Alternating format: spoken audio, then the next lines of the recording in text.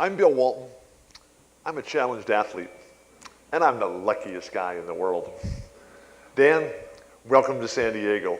I'm not sure how you'd ever find it in you to like it here, though. As we congregate to celebrate and live the inspirational dream of what the Challenged Athletes Foundation is all about, and this remarkable harmonic convergence between your terrific company, Innova Systems, and this incredible organization, the Challenged Athletes Foundation. Think of the synergies. Think of the message. Think of the goal, which is we figure things out and then we go get it done. And that's the story of Nico. That's the story of Chris. That's the story of Dan. That's the story of Chris and Lynn, the founders of Innova Systems, and hopefully that's your story. Because while we are out there trying to figure it out and getting it done, think of the 4 pillars that go into happiness in life. Number 1, your health. With it, you can do anything. Without it, nothing is possible. Number 2, the family, the team. That's what we have here at Innova and the Challenged Athletes Foundation. Number 3, this incredible structure, our home. I was here 2.5 years ago when they opened this fantastic building, a place where you can come and regroup, start up, charge over, and look deep into the souls of your teammates, knowing that you got a chance. And then the final pillar, and that comes back to what Chris talked about with the unacceptable levels of suicide and depression that so many people are dealing with today. And that's the need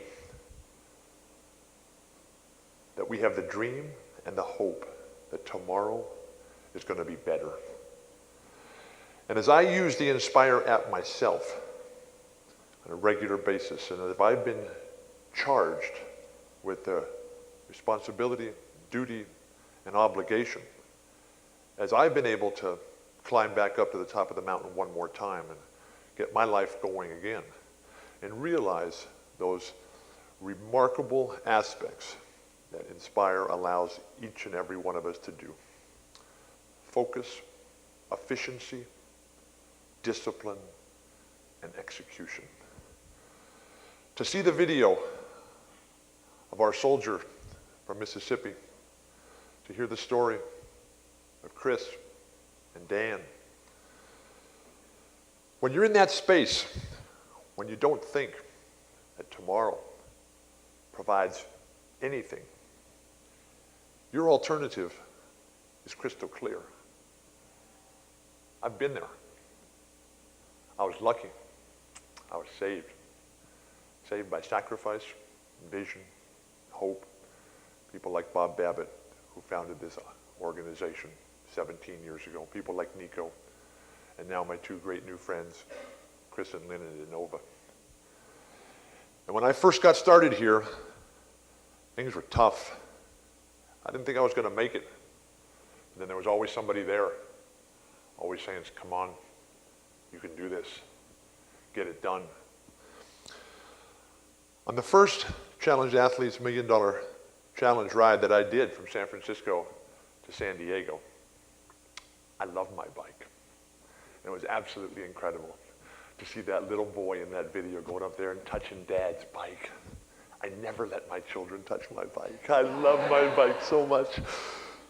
And here I was. I knew I was going to spend this unbelievable week on my bike. All day, every day, with my team. Absolutely incredible. Knowing full well that tomorrow was going to be better because we were going to get to ride our bikes closer and closer to San Diego.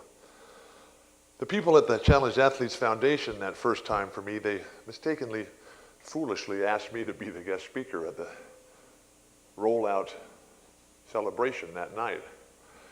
And I told the story of what it was like for me when I was on top of the world as a much earlier young man, 17, 18, 19 years of age, playing for John Wooden at UCLA.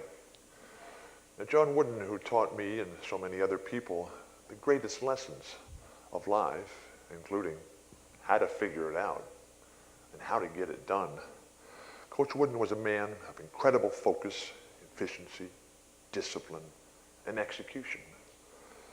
And he was a guy who always came into the locker room with one message before every game.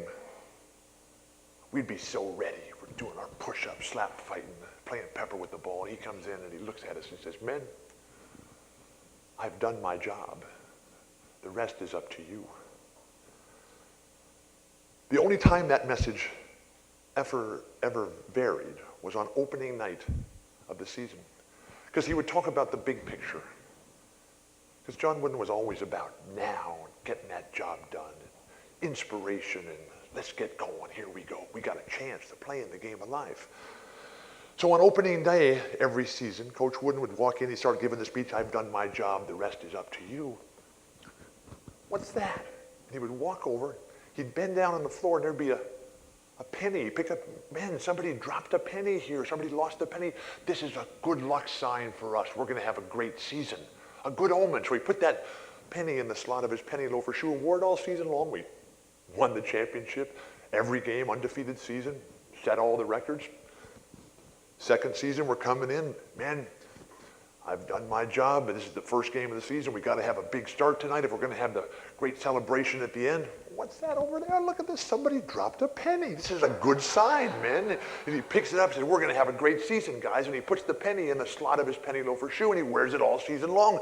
And we won the championship. We went undefeated, won all the games. Now we figured this out by the third season.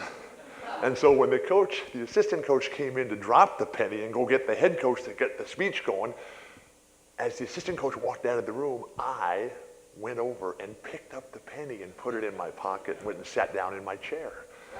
Now Coach Wood is in there, "Man, I've done my job. The rest is up to you." And opening night, big picture, championship. And he's looking for the penny and he can't figure it out. He can't find it. He doesn't know where to go. So he just comes to a complete dead stop. And I stand up in the middle of the room and I reach in my pocket and I pull out the stolen penny and I lifted it and I tossed it right to him and said, "Coach, we're a great team. We don't need any luck. Let's go, guys." That was the year we lost. Never discount the power of luck. I've been fighting that curse ever since. And I told that story at the opening rollout reception on my first $1 Million Challenge, the one that you're sponsoring and you're supporting and you're inspiring. And all week long, people would come up to me every day and they'd hand me pennies. They'd say, "Bill, we hope we can help break the curse." And I kept those pennies in my pocket.